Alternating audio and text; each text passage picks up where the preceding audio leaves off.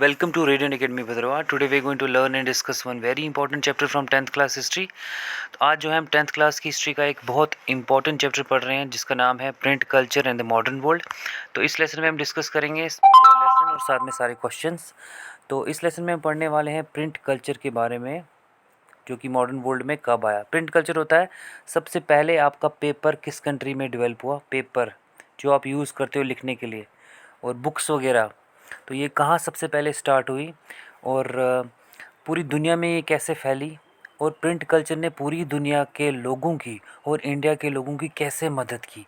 तो यही हम इस लेसन में पढ़ने वाले हैं प्रिंट कल्चर के बारे में। चलिए इसे शुरू करते हैं।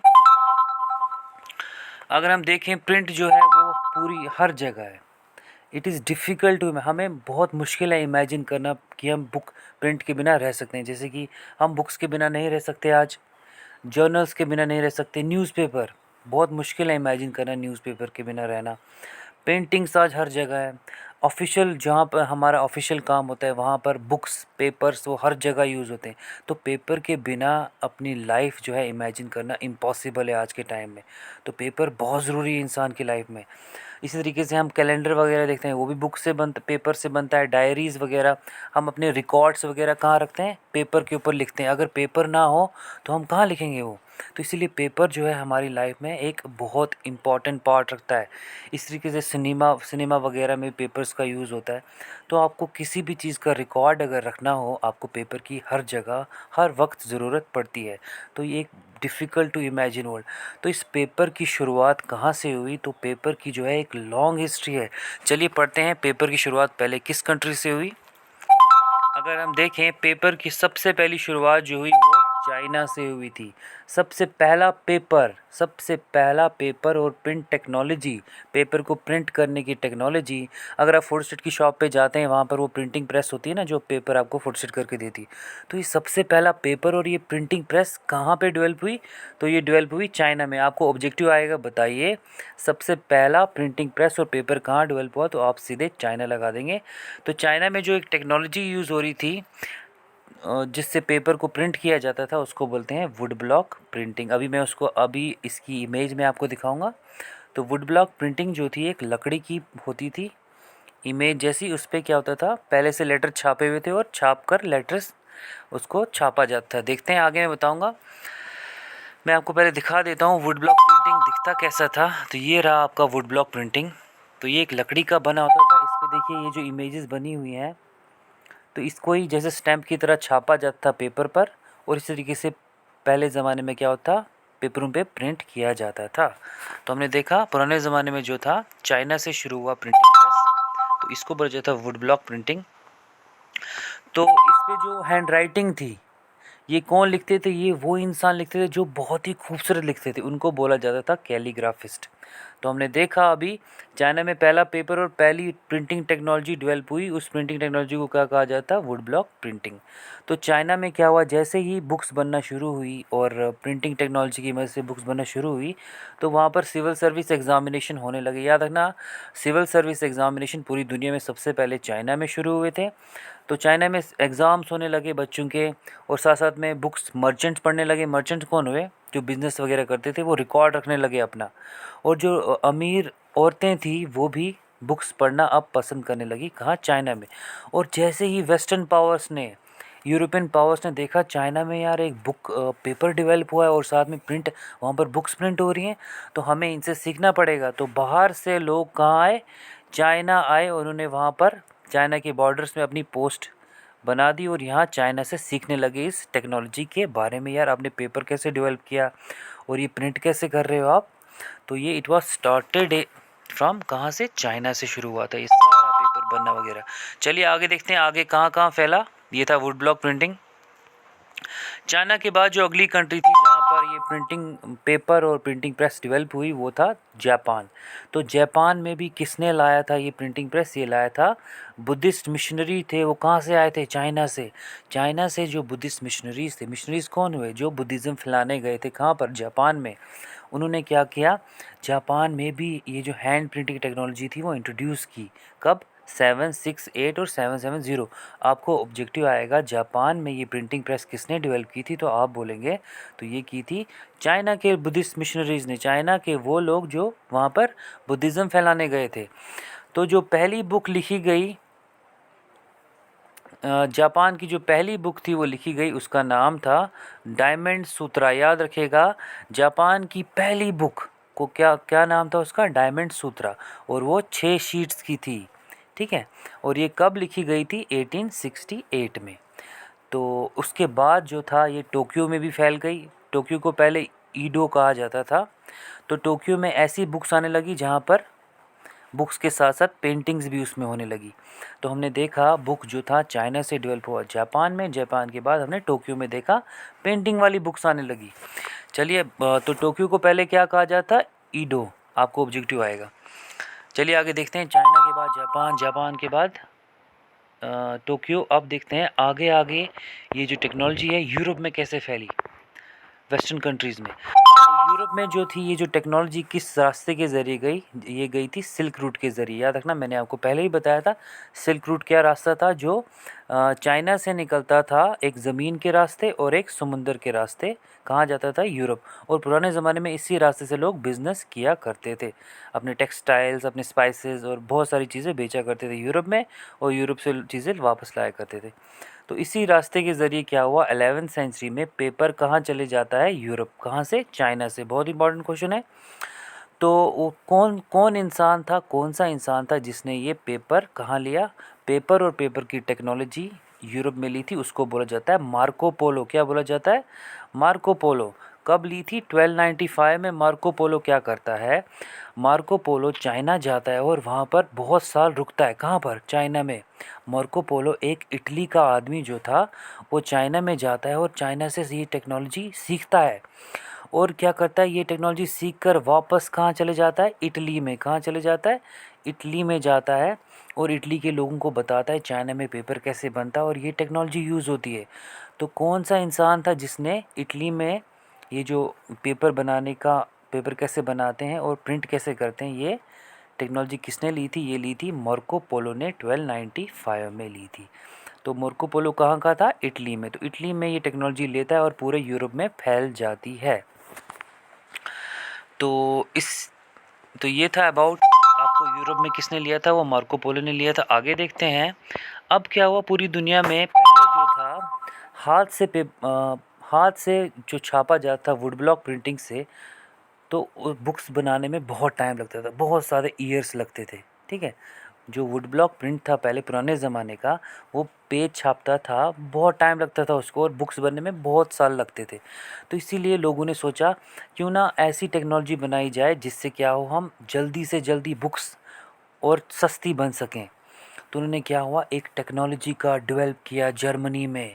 वो किसने किया था, वो था जॉन गुटेनबर्ग ने किया था डेवलप, कि जल्द से जल्द हम बुक्स बना सकते हैं, ऐसी टेक्नोलॉजी यूज़ करें।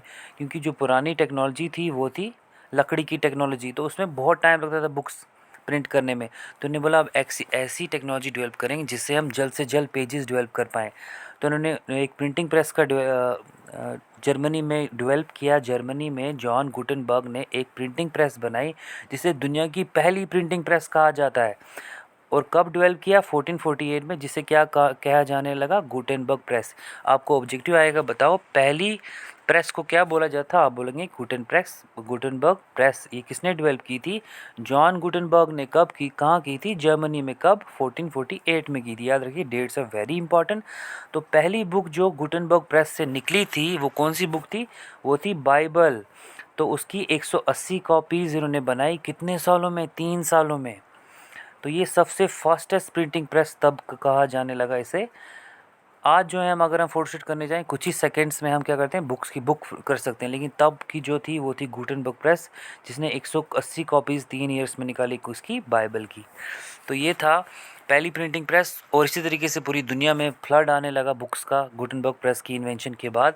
और इसी तरीके से जो गरीब लोग थे, पुअर से पुअर लोग जो थे, वो भी अब इस टेक्नोलॉजी का यूज़ करने और बुक्स पढ़ने लगे। और जो अनपढ़ लोग थे जिन्हें पढ़ना नहीं आता था, उन्हें थ्रू ओरली बताया जाता था। कैसे बताया था, ओरली बताया जाता था स्टोरीज़ बुक्स के बारे में, तो इसीलिए बुक्स का जो सर्कुलेशन था ये बढ़ने लगा। बच्चों को अब करंट अफेयर का नॉलेज भी रहने लगा, कौन सा रूलर उन पे रूल कर रहा है ये भी उनको पता लगने लगा, कौन सी पॉलिसी वो गलत निकालता था वो भी उनको पता लगता था। इसी तरीके से अगर हम इंडिया की बात करें, इंडिया में जो औरतों के जो इश्यूज़ थे वो भी इस प्रिंट की मदद से हाईलाइट होने लगे। गरीबों के इश्यूज़, जो बेचारे लो कास्ट के थे उनके भी इश्यूज़ हाईलाइट होने लगे। और इसी तरीके से जो भी सोशल इवल्स थे वो प्रिंट कल्चर की मदद से दूर हो गए हर एक पूरी दुनिया में। तो अभी मैं आपको बता देता हूँ गुटेनबर्ग प्रेस कैसी दिखती थी।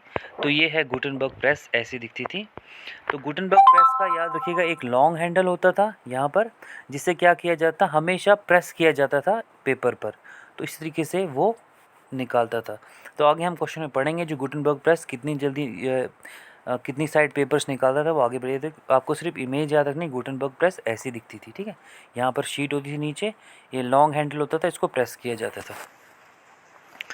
तो अभी हमने गुटेनबर्ग प्रेस देखा, लेकिन पूरी दुनिया के लोग इस प्रिंटिंग प्रेस से खुश नहीं थे, कुछ लोग इससे नाराज़ भी थे। जैसे कौन लोग थे, वो थे यूरोप के Roman Catholic church.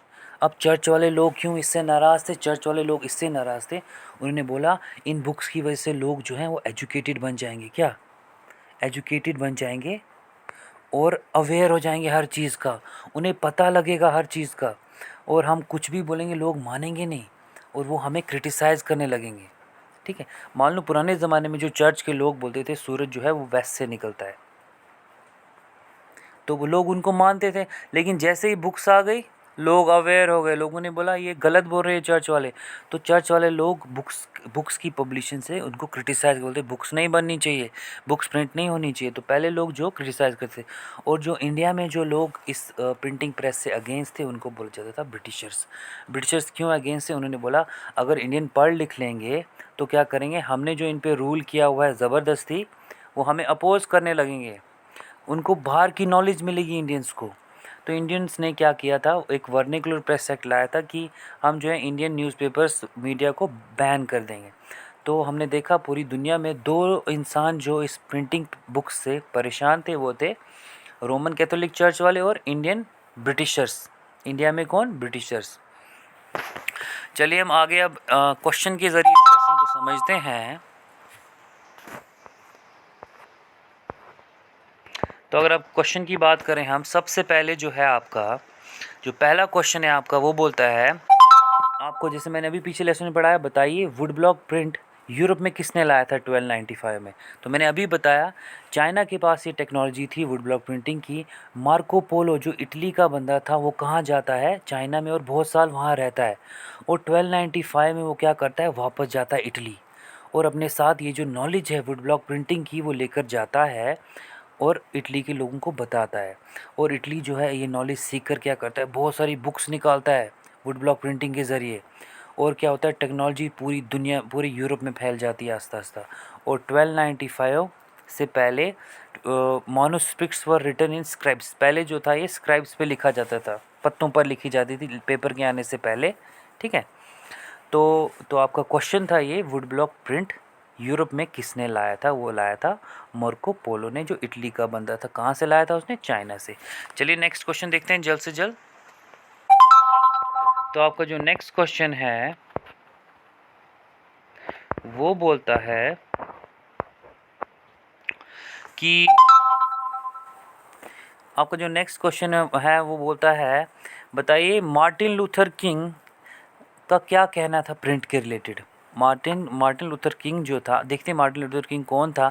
Martin Luther king जो था एक रिलीजियस रिफॉर्मर था जर्मनी का, जो रिलीजन में रिफॉर्म्स लाना चाहता है, रिलीजन में तब्दीली लाना चाहता था। मार्टिन लूथर किंग जो था कहाँ का था ये, मार्टिन लूथर किंग जो था जर्मनी का इंसान था, जो एक रिलीजियस रिफॉर्मर था, जो रिलीजन में रिफॉर्म्स लाना चाहता, अच्छी चीज़ें, तब्दीली लाना चाहता धर्म के अंदर। तो वो प्रिंट से बहुत इम्प्रेस था, कौन, मार्टिन लूथर किंग।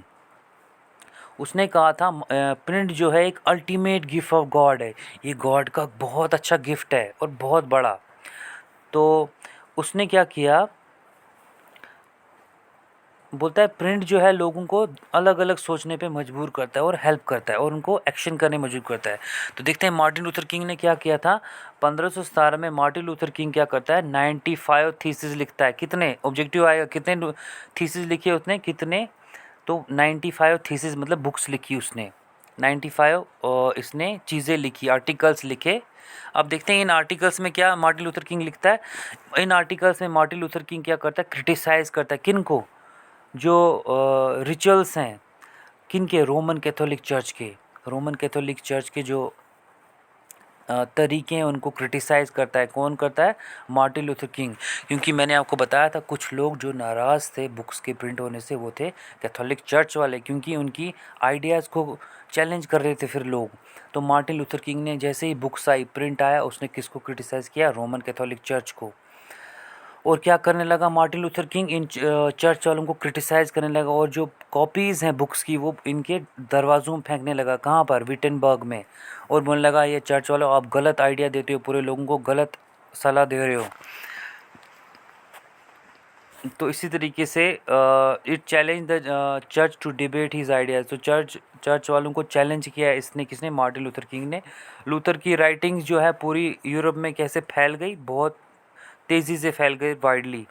और इसी तरीके से क्या हुआ, पूरा चर्च जो है मार्टिन लूथर किंग के बाद, पूरा जो क्रिश्चियनिटी है दो हिस्सों में डिवाइड होती है। मैंने आपको पहले ही बोला क्रिश्चियनिटी, जैसे कि हमारे इस्लाम में क्या है, शिया और सुन्नी है, इसी तरीके से क्रिश्चियनिटी में क्या है, कैथोलिक्स और प्रोटेस्टेंट हैं।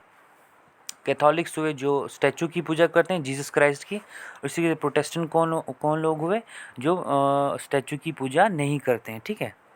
तो इसी तरीके से ये किसने किया था, ये जब मार्टिन लूथर किंग ने इनको चैलेंज किया था, किन को, रोमन कैथोलिक चर्च वालों को। इसी तरीके से क्या होता है, इसी तरीके से मार्टिन लूथर किंग जो था प्रिंट के फेवर में था और इसको फ्रेज़ करता था। फ्रेज़ का मतलब है, बोलता था ये जो है अल्टीमेट गिफ्ट ऑफ गॉड है। तो हमने सेकंड क्वेश्चन में पढ़ा मार्टिन लूथर किंग का जो व्यू थे रिलेटेड टू प्रिंट कल्चर। तो मार्टिन लूथर किंग क्या करता था, रोमन कैथोलिक चर्च को क्रिटिसाइज़ करता था। उसने 95 आर्टिकल्स लिखे थे किन के खिलाफ, कि ये जो प्रैक्टिस है किन की, रोमन कैथोलिक चर्च वालों की, ये गलत है, ये आपको गलत बोलते हैं। ये जो रोमन कैथोलिक वाले चर्च बोलते हैं कि सूरज वेस्ट से निकलता है, आपको क्या लगता है सूरज कहाँ से निकलता है, ईस्ट से निकलता है ना। तो रोमन कैथोलिक चर्च वालों ने इसको, तो मार्टिन लूथर किंग ने किन को क्रिटिसाइज़ किया था, रोमन कैथोलिक चर्च वालों को। चलिए आगे देखते हैं क्वेश्चन आपके।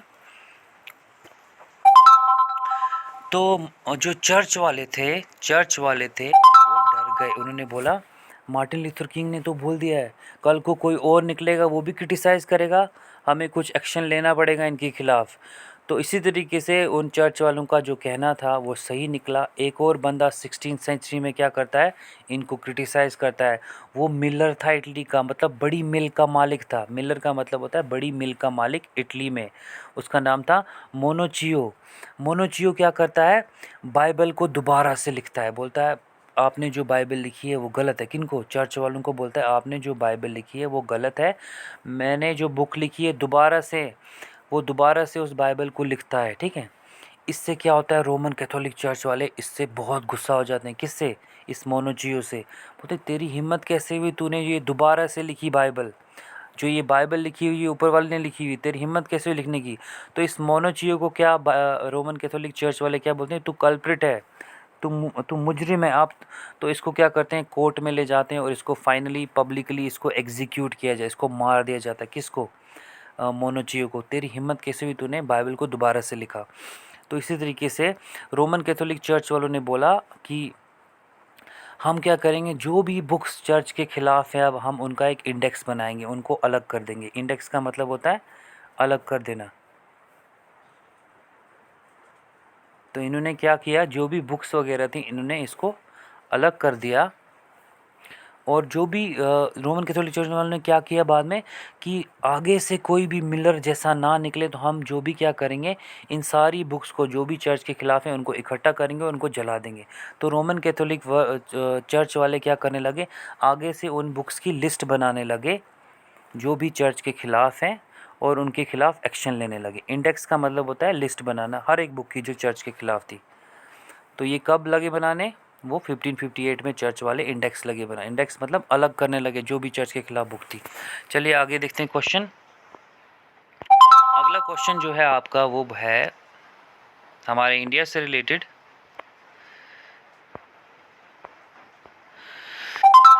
तो मैं आपको बता देता हूँ, जैसे ही अंग्रेज़ हम पर रूल करने आए, तो अंग्रेज़ों ने हम पे 200 साल रूल किया। तो गांधी जी जो थे अंग्रेज़ों के ख़िलाफ़ लड़ रहे थे। उन्होंने एक मूवमेंट लॉन्च की थी, उसको बोला जाता है नॉन कोऑपरेशन मूवमेंट 1921। तो ब्रिटिश सरकार जो थी इस मूवमेंट से डर गई। उन्होंने बोला हमें इस मूवमेंट को जल्दी से जल्दी क्रश करना पड़ेगा, बंद करना पड़ेगा। तो उन्होंने क्या किया, उन्होंने उन्होंने बोला आगे से कोई गांधी जैसा ना निकले और हमें हमें चैलेंज ना करे। उन्होंने बोला हमें इंडियंस की 3 चीज़ों पर बैन लगाना पड़ेगा। लिबर्टी ऑफ स्पीच, कोई भी हमारे खिलाफ़ ना बोले। लिबर्टी ऑफ स्पीच का मतलब होता है बोलने की आज़ादी पर बैन। आज से हमारे खिलाफ़ कोई नहीं बोलेगा। तो अंग्रेज़ों ने क्या किया, नॉन कोऑपरेशन मूवमेंट की तरह और कोई मूवमेंट हमारे खिलाफ़ ना निकले तो हम इंडियन की 3 चीज़ों में बैन लगाते हैं। सबसे पहले उनके बोलने पे बैन, और लिबर्टी ऑफ प्रेस दूसरी चीज़ जो थी, उन्होंने बोला आज से आप कोई भी हमारे खिलाफ़ नहीं छापोगे न्यूज़पेपर में। और तीसरी चीज़ है फ्रीडम ऑफ एसोसिएशन। आज से इंडियंस कोई भी पार्टी, कोई भी ग्रुप हमारे खिलाफ़ नहीं बनाएंगे। तो अंग्रेज़ों ने 3 चीज़ों पे बैन किया इंडियंस की। वो थी लिबर्टी ऑफ स्पीच, बोलने की आज़ादी पर, लिबर्टी ऑफ प्रेस, छापने की आज़ादी पे, और फ्रीडम एसोसिएशन, ना ही हम कोई पार्टी बना सकते हैं। तो गांधी ने बोला ये जी बहुत गलत कर रहे हो, को ये जो तीनों लिबर्टीज़ हैं, ये जो तीनों फ्रीडम्स आपने जो हमसे छीनी हैं, अब मेरा मकसद यही रहेगा कि मुझे इनको वापस लाना है। अब स्वराज का मतलब होता है कंप्लीट इंडिपेंडेंस। अब आज़ादी का मतलब है इन 3 चीज़ों को मुझे वापस लाना है जो इन अंग्रेज़ों ने बैन लगाई है इन पर। तो गांधी बोलता है कोई भी नेशन सर्वाइव नहीं कर सकती अगर उनसे ये 3 चीज़ें छीनी जाए। तो गांधी ने बोला मुझे ये 3 चीज़ें वापस लानी है। किन से? अंग्रेज़ों ने। तो गांधी जी ने फ़ाइट की। ठीक है, किसके लिए फ़ाइट की उसने, कि मुझे बोलने की आज़ादी वापस चाहिए, छापने की आज़ादी वापस चाहिए, और पार्टी बनाने की आज़ादी वापस चाहिए। तो इसी तरीके से क्या होता है, ये था कि गांधी जी ने क्यों कहा था कि कंप्लीट इंडिपेंडेंस का मतलब होता है fight for liberty of speech, liberty of press and freedom of association. तो ये था आपका क्वेश्चन नंबर डी। अब देखते हैं गुटेनबर्ग प्रेस के बारे में। मैंने आपको पहले ही बताया था गुटेनबर्ग प्रेस जो थी ये पहली प्रिंटिंग प्रेस थी पूरी दुनिया में। इट वाज सेट, ये कहाँ, जर्मनी में सेटअप की थी। गुटेनबर्ग जगह है, ये गुटेनबर्ग ने सेट की थी कहाँ, जर्मनी में, इन 1448 में। गुटेनबर्ग प्रेस से पहले क्या होता था, बुक्स जो थी वो किस पे लिखी जाती थी, चलिए देखते हैं। गुटेनबर्ग प्रेस से पहले जो था, बुक जो थी वो हाथों से बनाई जाती थी और बहुत कॉस्टली होती थी। मैंने आपको बोला था पहले कौन सी टेक्नोलॉजी यूज़ होती थी, वुड ब्लॉक की, और इससे बहुत टाइम लगता था बुक छापने में। मतलब एक एक स्टैंप लगा के छापना तो टाइम लगता था। लेकिन गुटेनबर्ग के बाद प्रेस के बाद क्या हुआ, बुक्स जो थी पूरे लोगों पर पहुंचने लगी। अब मैंने आपको बताया था गुटेनबर्ग प्रेस दिखती कैसी, उसका एक लंबा हैंडल था जो अटैच था, और इस हैंडल को क्या किया जाता, प्रेस किया जाता नीचे के लिए पेपर के ऊपर, और क्या होता था इसी तरीके से पेपर छापा जाता था। तो टोटल इस पे 26 करेक्टर्स होते थे किस पर, गुटेनबर्ग प्रेस पर। तो आपके अल्फ़ाबेट्स कितने होते हैं, 26। तो ऐसे ही याद रखिएगा, गुटेनबर्ग प्रेस पर 26 करेक्टर होते थे। जब भी किसी पेपर पे छापा जाता था ऐसे, तो उससे क्या होता, 26 करेक्टर वहाँ पे छप जाते थे। और इसी तरीके से वो किस रोमन अल्फ़ाबेटिक थे। और आपको इसमें एक और चीज़ याद रखनी है, ये जो प्रेस थी ये मूव होती थी आगे पीछे, और ये 300 साल तक ये जो प्रिंटिंग प्रेस थी ये पूरी दुनिया में रही। और बुक्स जो थी इस गुटेनबर्ग प्रेस के बाद बहुत तेज़ी से बनने लगी, और क्या होने लगा। और आपको एक चीज़ में याद रखनी, गुटेनबर्ग प्रेस जो थी वो 250 शीट्स की थी। वो क्या करती थी, 250 शीट्स पर साइड 1 घंटे में प्रिंट करती थी। याद रहे, बहुत इंपॉर्टेंट पॉइंट। गुटेनबर्ग प्रेस जो थी 250 शीट्स एक साइड हर घंटे में प्रिंट किया करती थी। और जो पहली बुक मैंने आपको बताया गुटेनबर्ग प्रेस की जो थी वो बाइबल थी। 180 कॉपीज़ 3 साल में वो छापी गई। ठीक है, उस टाइम पर ये जो थी फास्ट प्रोडक्शन थी। तो ये था गुटेनबर्ग प्रेस, जो कि जॉन गुटेनबर्ग ने इसको डेवलप किया था जर्मनी में। ये पहली प्रिंटिंग प्रेस थी पूरी दुनिया की। अब देखते हैं हम आगे, आपका जो क्वेश्चन है वो है, हमने जैसे पीछे पढ़ा कि हमने जैसे पीछे पढ़ा एक मार्टिन लूथर किंग का आइडिया बुक्स के रिलेटेड। अब हमने इसको नेक्स्ट क्वेश्चन पढ़ना है। बताओ एरेस्मस का आइडिया क्या था प्रिंटेड बुक्स से रिलेटेड। एरेस्मस कौन था? एरेस्मस एक स्कॉलर था, एक पढ़ा लिखा बंदा था। कहाँ का? लैटिन स्कॉलर था, एक कैथोलिक रिफॉर्मर था। मतलब ये एक कैथोलिक रिलीजन में रिफॉर्म्स लाना चाहता था। कौन? एरेस्मस। तो एरेस्मस का क्या आइडिया था बुक्स से रिलेटेड, आइए देखते हैं। तो एरेस्मस जो था वो बोलता था, वो क्रिटिसाइज़ करता था एक्सेसिव कैथोलिज्म। उन्हें वो बोलता था चर्च वालों को, यार आप कुछ ये बहुत ज़्यादा ऑर्थोडॉक्स कर रहे हो कैथोलिज्म, क्रिश्चियनिटी में आप बहुत ज़्यादा ही पुराने ज़माने की सोच रखते हो। तो इसने मार्टिन लूथर किंग जैसा नहीं बोला इसने, लेकिन ये बहुत परेशान था इस बुक्स के बनने प्रिंट होने से। ये बंदा परेशान क्यों था देखते हैं। इसने बोला ये जो easier access to printing work है, इससे क्या होगा, लोगों का दिमाग जो है चेंज हो जाएगा। जैसे कि उसने बोला, वो डर गया। उसने बोला अगर हमने कंट्रोल नहीं किया इन प्रिंटिंग बुक्स पर, रीड और प्रिंट के अगर हमने कंट्रोल नहीं किया, लोग जो है रिबिलियस हो जाएंगे। रिबिलियस मतलब रिबिलियन करने लगेंगे, खिलाफ हो जाएंगे और इररिलीजियस बन जाएंगे, ये धर्म छोड़ने लगेंगे लोग। तो जो एरेस्मस था उसने बोला इस प्रिंट पर आपने इस पर कंट्रोल करना पड़ेगा, नहीं तो लोग रिबिलियन और रिलीजियस हो जाएंगे। तो एरेस्मस बोलता था कि कल को कोई इडियट बंदा भी होगा, वो भी कोई बुक छापेगा, तो क्या होगा, लोग इस इडियट बंदे को पढ़ने लगेंगे और जो वैल्यूबल बुक्स हैं उनकी इम्पोर्टेंस ख़त्म हो जाएगी। कौन बोलता था? एरेस्मस बोलता था। तो ये था एरेस्मस आइडिया ऑफ प्रिंटिंग प्रेस। चलिए आपका नेक्स्ट क्वेश्चन देखते हैं। वो है बताइए वर्ण, मैंने आपको बताया था इंडिया में कुछ लोग जो थे इस प्रिंटिंग प्रेस के खिलाफ थे, वो थे ब्रिटिशर्स। तो ब्रिटिशर्स जो थे, देखते हैं क्यों खिलाफ थे, वही इस लेसन में पढ़ने वाले हैं इस क्वेश्चन में। तो हमने पढ़ना है। बताइए, बहुत ज़्यादा इंपॉर्टेंट क्वेश्चन है ये, आता ही आता है आपके। फिर बताइए वर्नेकुलर प्रेस एक्ट क्या है, ये किसने लाया था। तो मैंने आपको बताया पहले पहले इंडिया में क्या होता था, सिर्फ ब्रिटिश वालों का पेपर चला करता था। किसका पेपर चला करता था? ब्रिटिश वालों का। लेकिन 19वीं सेंचुरी में क्या हुआ, इंडियन प्रेस जो थी वो बढ़ने लगी with the growth of political consciousness and beginning of. और जैसे ही आज़ादी की जो चाह थी लोगों के अंदर जागी, तो 19वीं सेंचुरी में क्या हुआ, number of Indian newspaper journal जो थे वो बनने लगे। तो देखते हैं। और जो ये जो न्यूज़पेपर जो थे ये क्या करते थे, ये इंग्लिश और इंडियन लैंग्वेजेस में थे। और ये किसको क्रिटिसाइज़ करते थे? ब्रिटिश रूल को। मान लो जब इंडिया में प्रिंट आया, इंडिया के लोगों को पता चला हम प्रिंट के ज़रिए पूरी दुनिया में पहुंचा सकते हैं कि अंग्रेज़ हम पे कैसे जुल्म कर रहे हैं। तो अंग्रेज़ों ने अपने न्यूज़पेपर छापना शुरू किए, किस लैंग्वेज में? इंग्लिश और इंडियन लैंग्वेजेस में।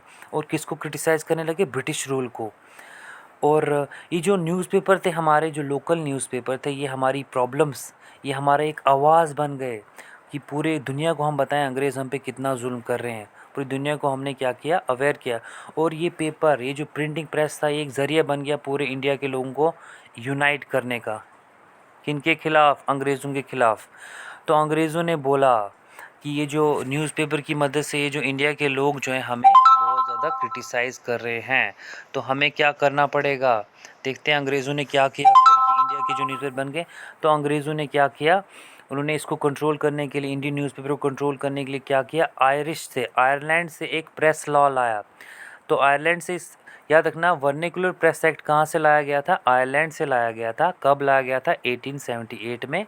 इस एक्ट के तहत क्या था, इन्होंने सेंसर लगा दिया। सेंसर मतलब जो भी इंडिया के न्यूज़पेपर छापेंगे उस पर हम बैन लगा सकते हैं, उनको हम रोक सकते हैं, उनको हम पहले पढ़ेंगे और अगर कुछ हमारे खिलाफ गलत होगा हम उसको रुका देंगे। तो इसी तरीके से पहले जो under vernacular press act India के न्यूज़पेपर वालों को वार्निंग दी जाती थी कि हमारे खिलाफ मत छापो।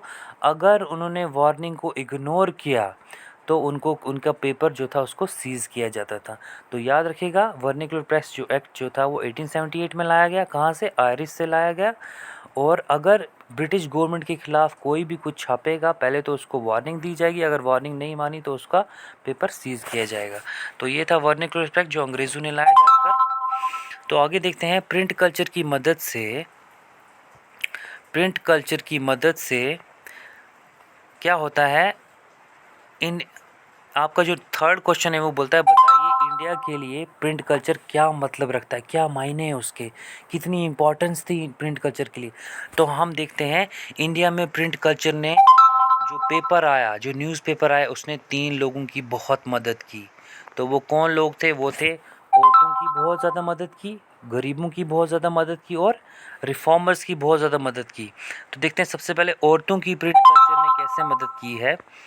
अगर हम देखें औरतों की मदद कैसे की है,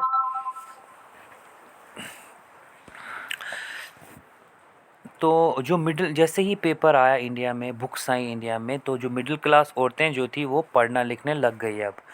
और और बहुत सारे आर्टिकल्स वो पेपर, न्यूज़पेपर्स में छापने लगी। कौन? औरतें। और इसी, और क्या छापने लगी पेपर्स में? वो बोलने लगी औरतों को भी पढ़ा लिखा होना चाहिए। और उन्होंने क्या किया, याद रखिएगा, कुछ औरतें थी जैसे कि रश सुंदरी देवी, कैलाश बशनी देवी, ताराबाई शिंदे, इस तरीके से पंडिता रामाबाई, इन्होंने क्या किया, जो भी औरतों के साथ जुल्म हो रहे थे उनको न्यूज़पेपर में पूरी दुनिया के साथ रखा। देखो जी, इंडिया में हमारे जो लोग हैं ये कैसे औरतों के साथ जुल्म करते हैं, और क्या क्या जुल्म करते हैं। लोगों को घरों के अंदर कैद किया जाता है, उनको क्या किया जाता है, हमेशा इग्नोरेंस में रखा जाता है, उनको पढ़ाई नहीं दी जाती है, और उनको क्या किया जाता है, सिर्फ घर के काम कराए जाते हैं, डोमेस्टिक लेबर कराया जाता है, और उनको हमेशा अनजस्टली ट्रीट किया जाता है। ठीक है। तो इसी तरीके से प्रिंट कल्चर ने क्या हुआ, लोगों, ये जो औरतों के मसले हैं, ये जो राइटर्स थे, कौन?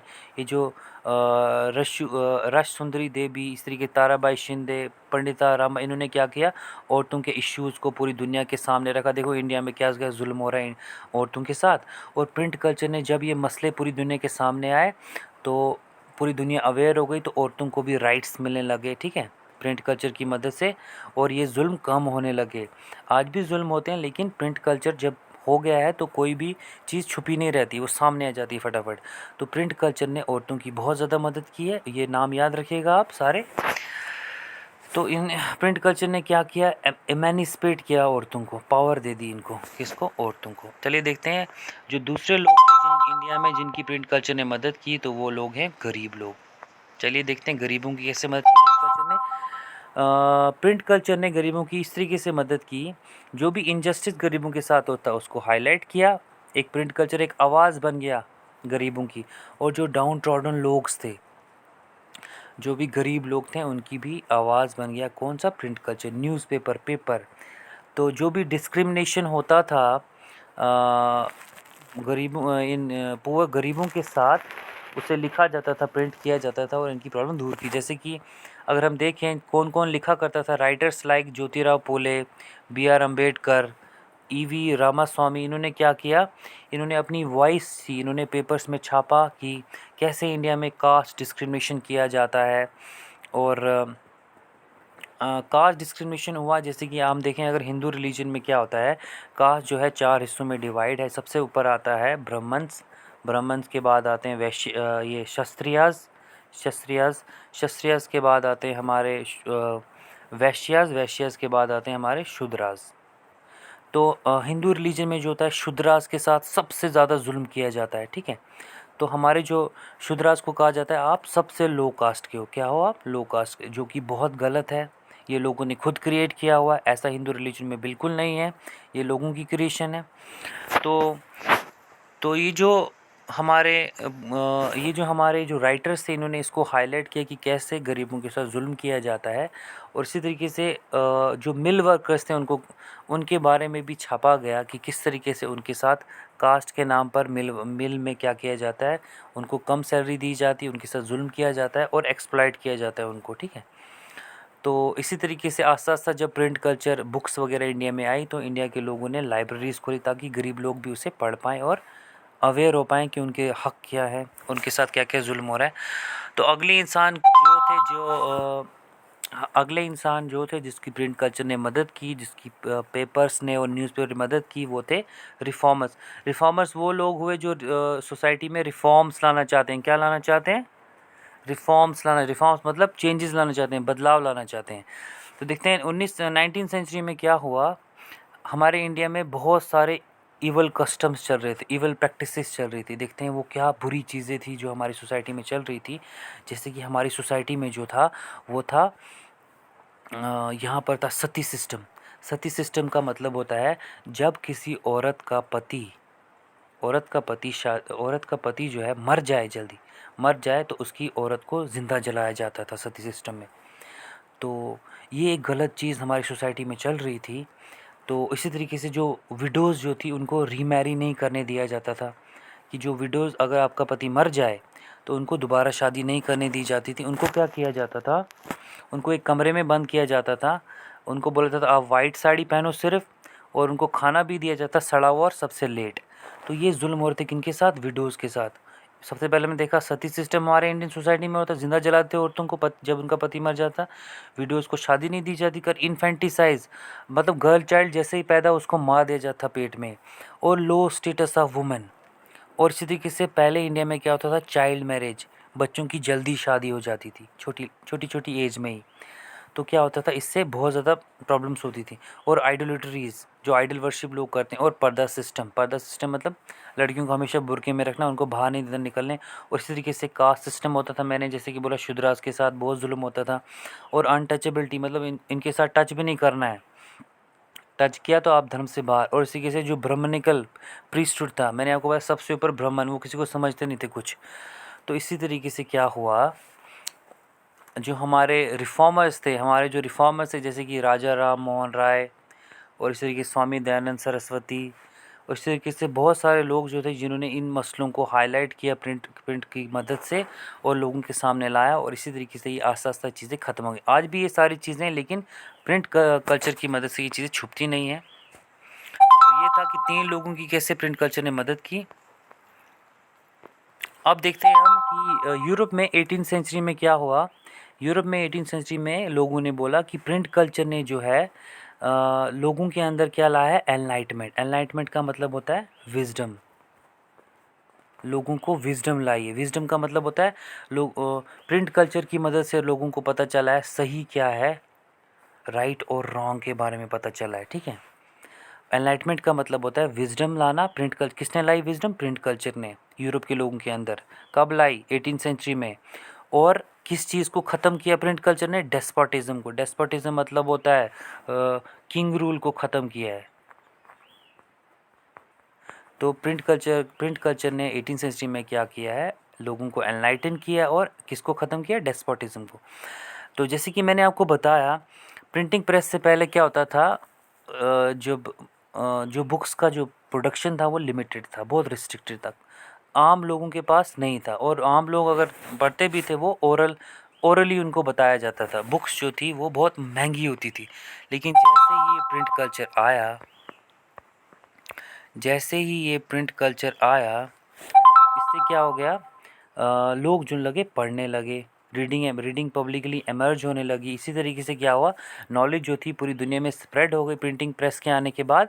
तो देखते हैं क्या हुआ, जैसे ही प्रिंटिंग प्रेस आई, जो बुक्स थी उनका जो प्राइस था वो कम हो गया।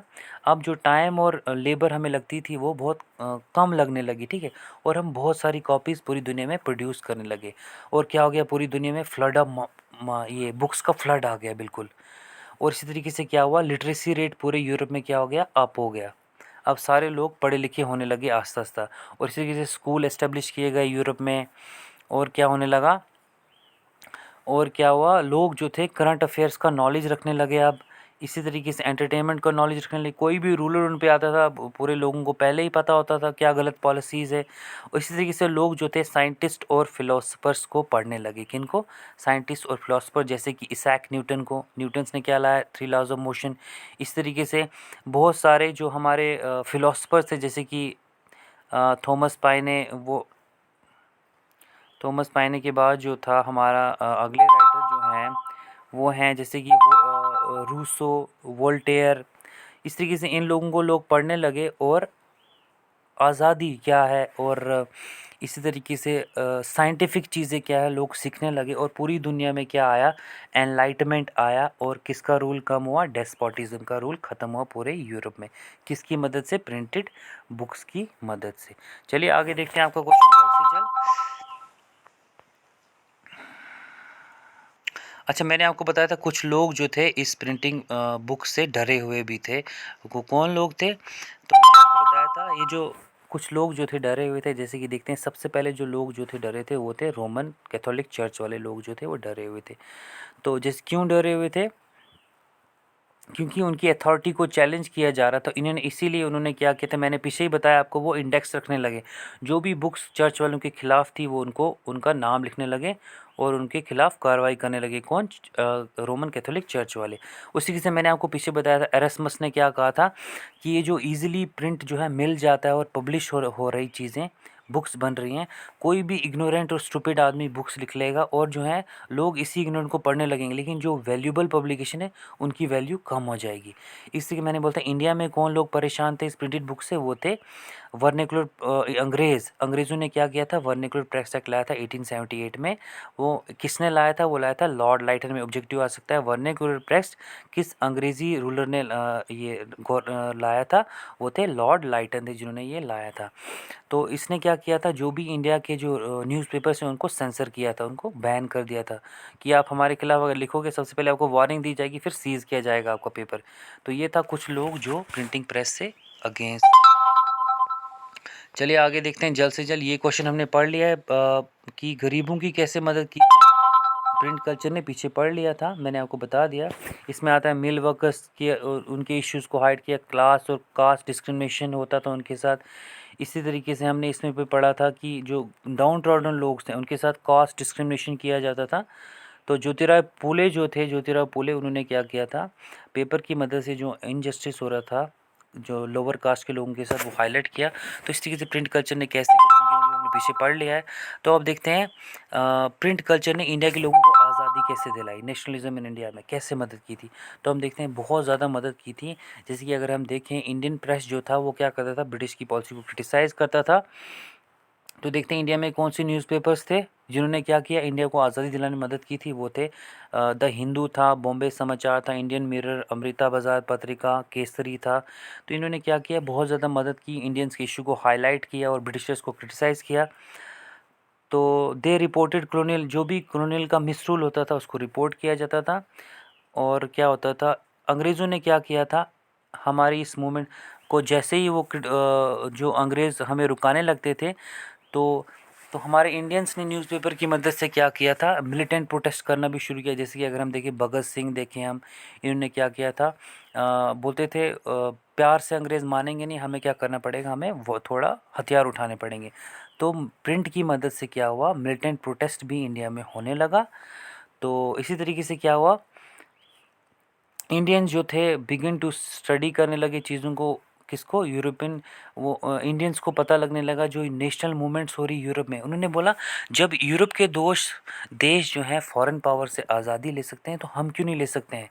तो उनको पता लगा ये जो फॉरेन इवल रूल है, इससे इससे कैसे आज़ादी ले सकते हो, इससे क्या नुकसान होगा। जब इंडियंस के लोगों ने बाहर की चीज़ें पढ़ी प्रिंट कल्चर की मदद से, उन्हें पता लगा कि जो बाहर का रूल है वो कितना गंदा है।